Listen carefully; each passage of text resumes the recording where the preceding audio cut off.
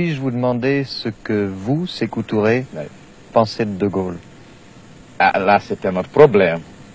C'est un autre problème. Je dirais, bien que le problème, la question soit d'ordre personnel, et que rarement je réponds à de pareilles questions, je dirais que j'ai une grande considération pour le général de Gaulle. Je vous le dis, parce que je connais la France. Parce que je sais la mutation politique qu'il a pu opérer en un minimum de temps. Je sais surtout les graves problèmes qu'il a abordés et qu'il a pu résoudre, sans que l'unité nationale n'ait été mise en cause en France, et même l'indépendance de la Guinée. Nous pourrons dire que nous la devons au général de Gaulle. Il n'aurait pas posé de manière très nette le choix entre le statut de la communauté et le statut de l'indépendance. Certes, la Guinée, dans le temps, aurait obtenu son indépendance, parce qu'elle luttait pour cela.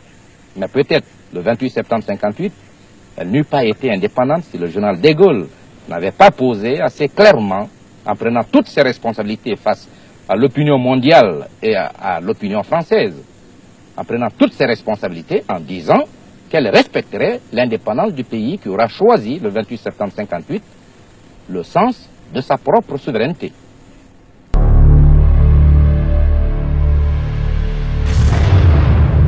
De ce monsieur Sékou Touré, on en a longtemps parlé. Je ne le connais pas, je voudrais le voir. Qu'est-ce que c'est? Et beaucoup se posent la question, quel est cet homme? Je voudrais vous mettre à l'aise. Cet homme est un fils de la Guinée. Cet homme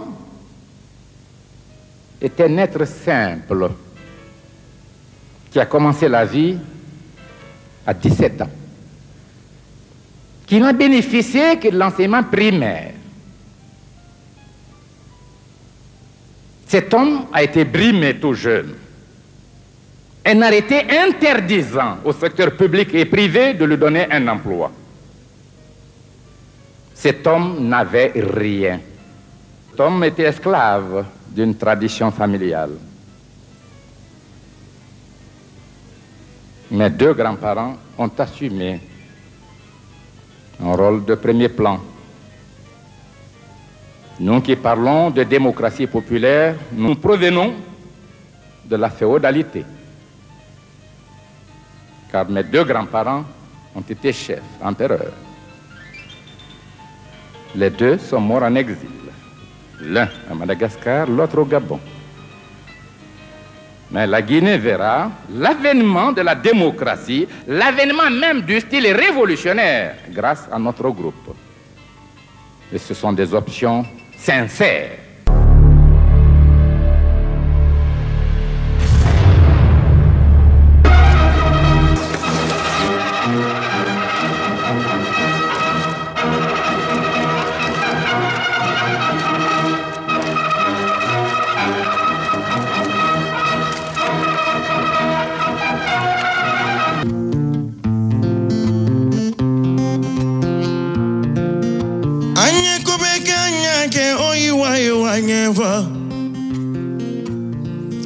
Anye kubeka nyake oyiwa iwanye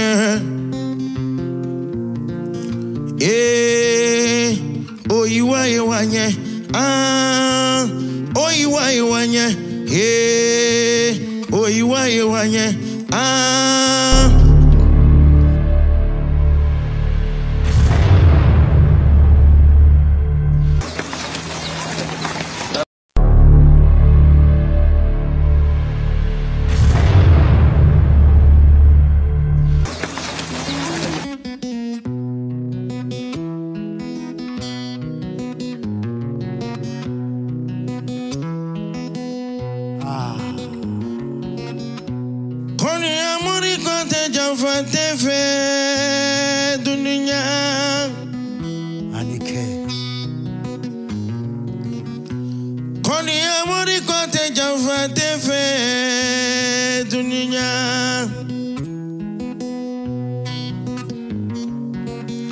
Sona kamara musonu de telewili la manyumako ile fama kele mandi bela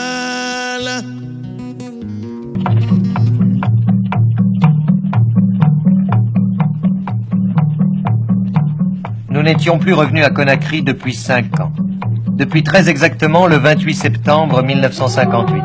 Les Guinéens qui avons choisi la liberté en votant le 28 septembre, non à la domination, oui à notre indépendance. Pour cela, nous avons préféré la équivoque du référendum. Liberté de la pauvreté, à l'opulence dans l'esclavage. Oui, ce jour-là, 28 septembre, les Guinéens ont choisi. Ils ont refusé leur adhésion à la communauté et pris immédiatement leur indépendance. Plus de 90% de non au référendum en Guinée, un homme triomphait, Sékou Touré. Monsieur le Président, pour vous, Sékou Touré, c'est un anniversaire le 28 septembre. Non? Si. C'est l'anniversaire du référendum de la même date, 28 septembre 1958. C'est le jour où, pour nous, Français, vous nous avez expulsés, Guinée. Non, bien au contraire. Il n'y a pas eu d'expulsion. Ces jours-là, le peuple de Guinée, comme les peuples de nombreux autres pays africains, avait été invité par le gouvernement français à se prononcer pour le statut de la communauté ou celui de l'indépendance. Le peuple guinéen a indiqué sa préférence pour l'indépendance qui n'exclut pas du tout, pour tout peuple conscient, la nécessaire interdépendance avec tous les peuples qui veulent s'associer à lui et sur la base de l'amitié et de la coopération, construire leur avenir en servant respectivement les intérêts de leur peuple. Pourtant, à ce moment-là, les Français sont partis de Guinée.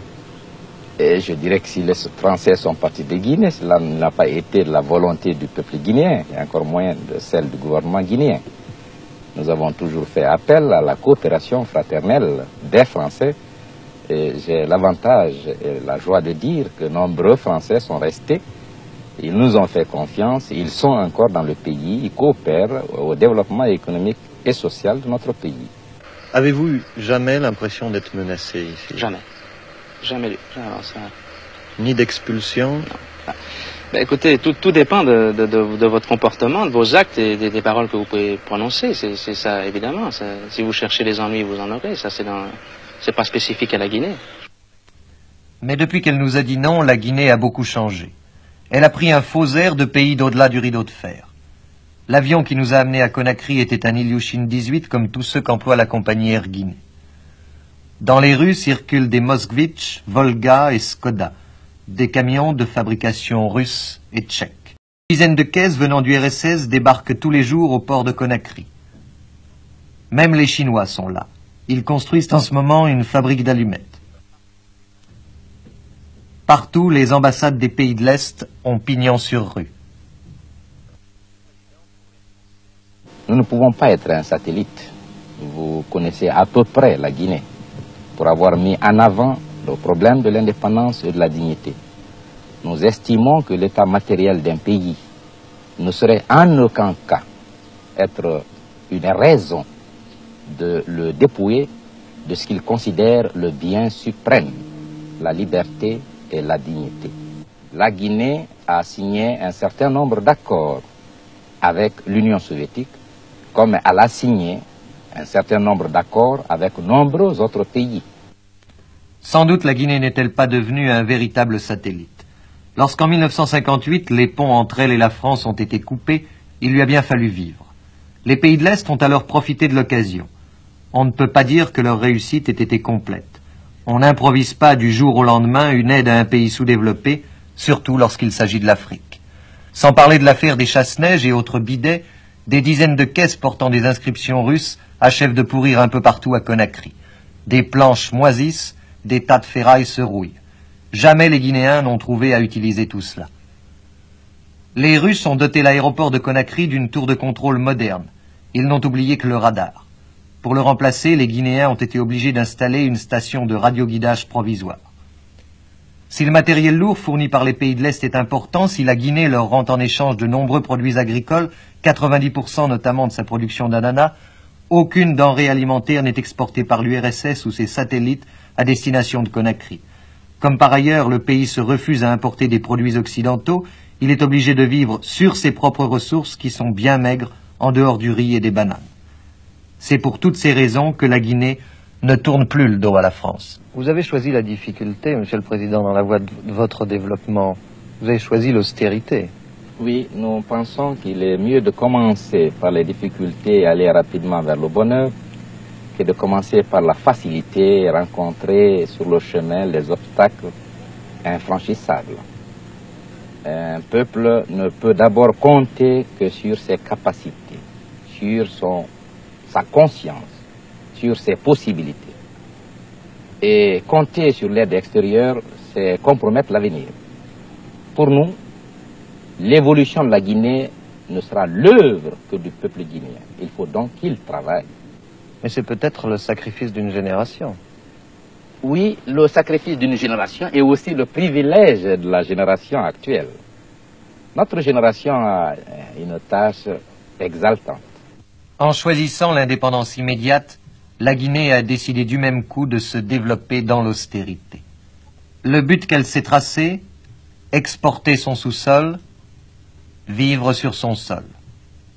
Mais pour y parvenir, il faut des sacrifices. Et pour faire accepter les sacrifices, une discipline de fer. Le Parti démocratique de Guinée s'en est chargé. De la capitale, Conakry, jusqu'au plus petit village de Brousse, du cadre ou de l'intellectuel au moindre paysan, le parti conditionne tout, régit tout. Chaque problème se posant au pays, qu'il soit d'ordre politique, économique, social ou culturel, est débattu non seulement par le Conseil supérieur du parti, mais au cours d'assises réunissant dans chaque localité, chaque arrondissement, chaque région, tous les membres du parti. C'est la souveraineté du peuple par l'intermédiaire du parti. Plusieurs fois par semaine, des commissaires politiques dirigent des commissions, des réunions, des séminaires, des meetings.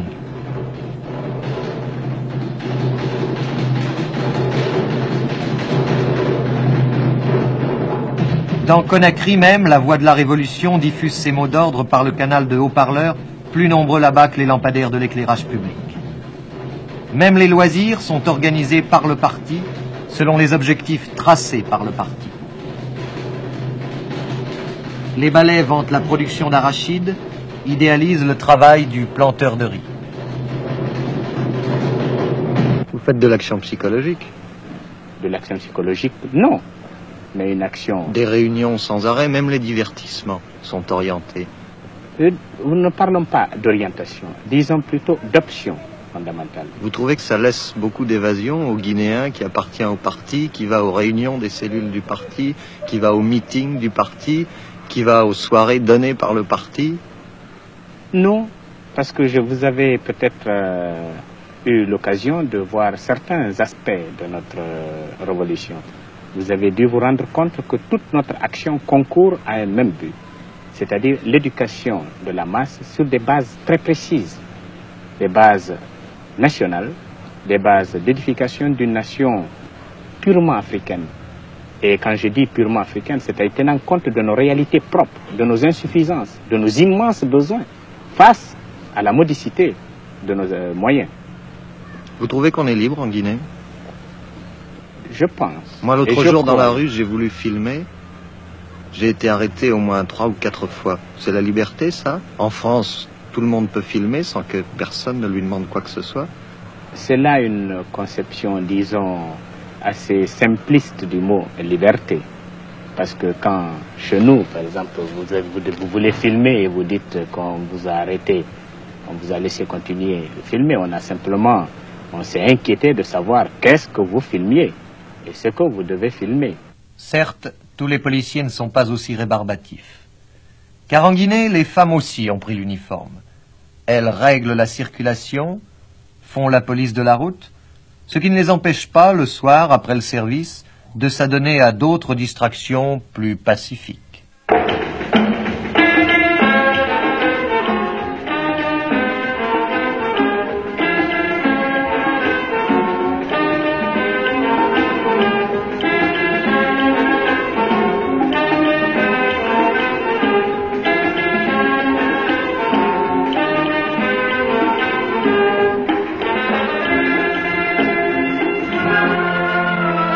mobilisant toutes les volontés, la Guinée a voulu vraiment prendre la responsabilité de la conduite de ses affaires. Profitant de leur situation de château d'eau de l'Afrique, utilisant la force de leurs cours d'eau, les Guinéens ont construit des barrages, des centrales électriques.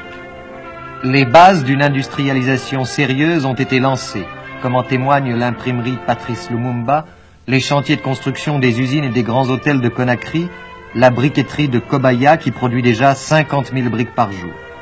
Là, hommes et femmes travaillent côte à côte, car une des grandes conquêtes de la révolution de Guinée, c'est la libération sociale de la femme, son égalité avec l'homme devant le travail.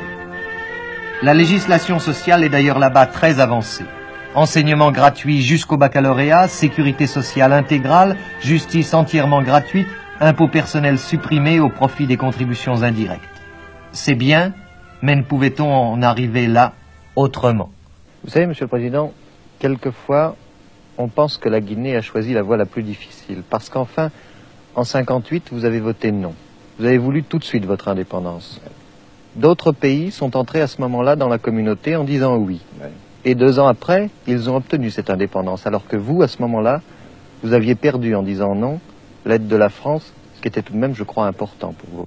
Pourquoi ne pas dire une bonne fois non, en expliquant le non, non pas comme une fin de coopération avec la France, mais d'abord comme une forme de confiance en soi-même, comme la prise de la responsabilité d'un peuple qui veut aller directement vers son destin et qui ne s'interdit pas une coopération fraternelle avec les autres peuples. C'est ce que la Guinée a dit. Le 28 septembre, nous avons dit non à la communauté, oui à l'indépendance, oui à une coopération avec la France sur la base de l'amitié et de l'égalité. D'ailleurs, la coopération avec la France a-t-elle jamais réellement cessé? En 1958, s'est construit FRIA, un complexe industriel à gestion française. En pleine brousse, à 160 km de Conakry, c'est la 3e usine d'alumine du monde. 480 000 tonnes y sont produites chaque année. 1200 employés européens, 1 millier d'ouvriers guinéens. En 2 ans, une ville champignon a poussé pour abriter le personnel de cet important combinat.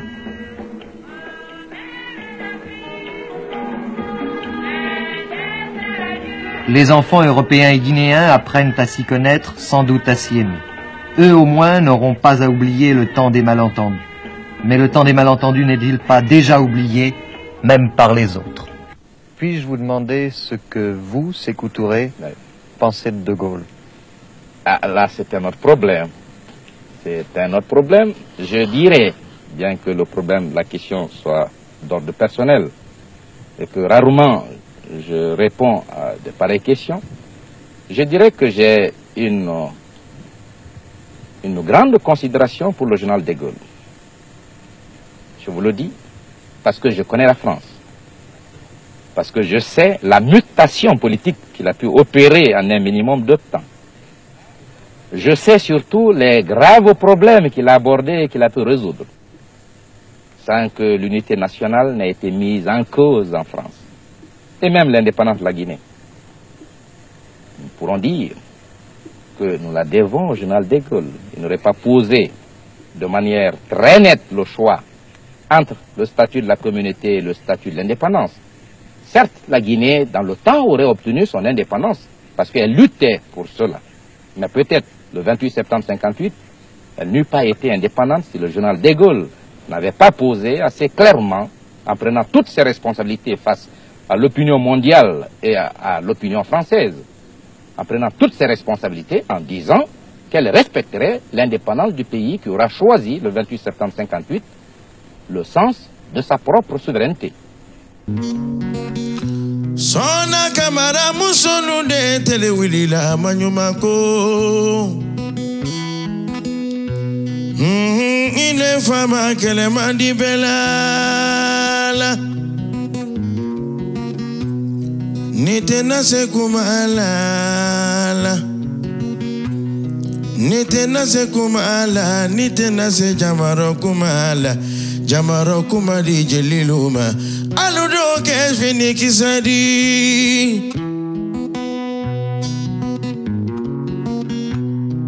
Nite nase kemine la lava.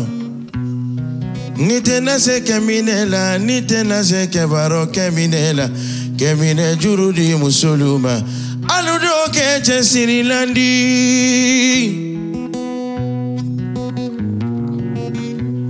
Kele diara morila, kele diara morila, fa morina jamana siya mamara, famani fata musoluke, morina jamana siya mamara.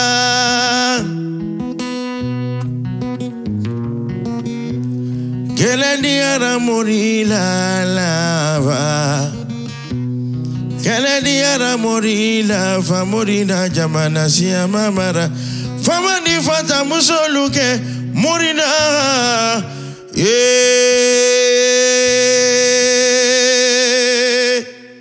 Anike, Anike.